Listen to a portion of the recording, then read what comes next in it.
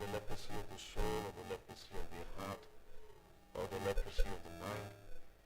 It is a kind of callousness that grips us, that unfeelingness, that I don't feel the power of sin, that I become immune to the effect of sin, to the practice of sin, and I take it in my stride, and it becomes part and parcel of my life.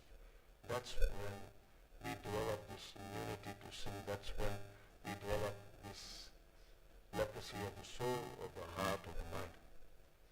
We pause for a while to ask the Lord to heal us.